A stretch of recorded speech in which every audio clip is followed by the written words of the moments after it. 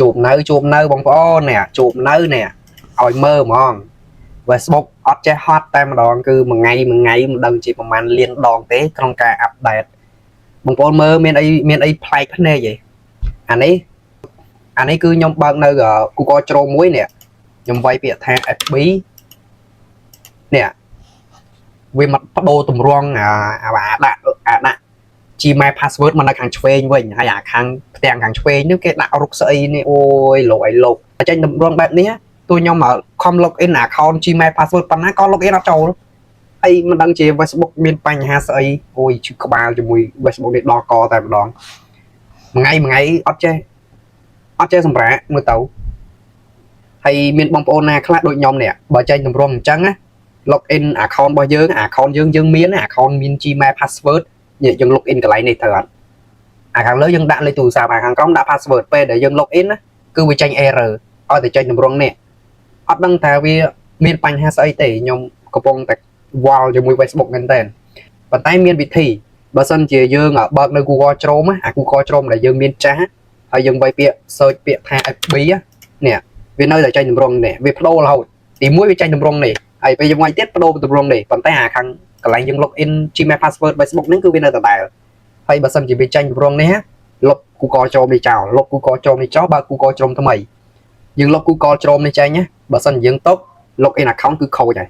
ពួកយើង login តែម្ដងទៅពីរដងវា error រហូតពេលអញ្ចឹង login អត់ចូលទេឲ្យចេញទម្រង់នេះហើយសម្រាប់បងប្អូនយើងដែលគាត់បើកនៅ Google Chrome ចេញទម្រង់នេះ login account ចូលកុំភ្លេចប្រាប់ខ្ញុំផងវាមកពីបញ្ហាអីបានវា login អត់ចូលហើយបើបងប្អូនយើង log ចូលកុំភ្លេច comment ប្រាប់ខ្ញុំម្នាក់មួយខាងក្រោមវីដេអូហ្នឹងផងខ្ញុំនឹង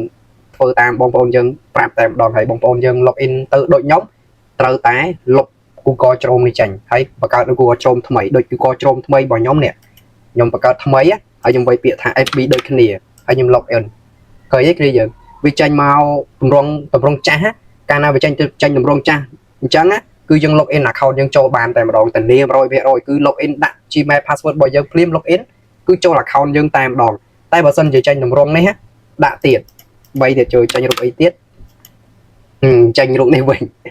ហើយយើងដាក់ Gmail password យើង login ទៅបើមិនចេញ error ឥឡូវខ្ញុំអត់ដាក់ទៀតទេព្រោះខូច account នោះ2 3ហើយឥឡូវខ្ញុំមានតែបិទ Chrome នេះចោលហើយខ្ញុំកើត Chrome ថ្មីហើយខ្ញុំ login Gmail ហើយខ្ញុំដាក់ Gmail password account Facebook របស់ខ្ញុំដែលខូចហ្នឹងដាក់ចូលអានេះគឺបានហើយតែដាក់ account នោះគឺអត់បានអត់ដឹងថាវាមានបញ្ហាអីគឺខ្ញុំរបញ្ហាវាឃើញហើយខ្ញុំរកវិធីវាឃើញហើយមូលហេតុដែលយើង login ទៅ error វាមិនមែនមកពី account Facebook ក៏ដូចជា Facebook របស់យើងទេគឺមកពី Google Chrome របស់យើងគឺហួសកន្លែង version ណាបើសិនជាវាក្រក់ version វាទៀតយើង login account Facebook របស់យើងទៅវា log អត់ចូលទេវា error អញ្ចឹងយើង update Google Chrome ហ្នឹងទៅឬក៏បង្កើតនៅ Google Chrome ថ្មីបើកមកគឺវាចេញកន្លែងយើង login account Facebook ហ្នឹងគឺចេញមកបែបនេះនិយាយទៅមួយថ្ងៃគឺឆ្លោះគ្នាជាមួយ Facebook ហ្នឹងឯងឈឺតែក្បាលជាមួយ Facebook ទៅមួយថ្ងៃមិនដឹងជារកវិធីស្អីទៅណាទៅណាទៅនៅជាមួយ Facebook នេះឡើងចង់ខ្លាយជាកូនធរហើយវាយើងនៅ24ម៉ោងសឹងតែចង់គ្រប់ទៅលើ24ម៉ោងហើយឥឡូវវីដេអូរបស់ខ្ញុំក៏មានតែប៉ុណ្្នឹងគ្នាខ្ញុំប្រាប់កន្លែងដែលវា update មិញយើង login account របស់យើងអត់ចូលមកបញ្ហាគឺមកពី Google Chrome លុប Google Chrome នឹងចេញបង្កើត Google Chrome ថ្មីឲ្យតែវាចេញទម្រង់នេះកន្លែង login ចេញទម្រង់អញ្ចឹងគឺយើង login account របស់យើងបាន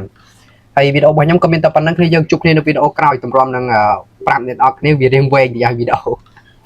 អញ្ចឹងវីដេអូខ្ញុំក៏សូមបញ្ចប់ត្រឹមហ្នឹងគ្នាយើងជួបគ្នានៅវីដេអូបន្តខ្ញុំនឹងមានអ្វីថ្មីខ្ញុំប្រាប់បងប្អូនយើងទៀតបាទអរគុណ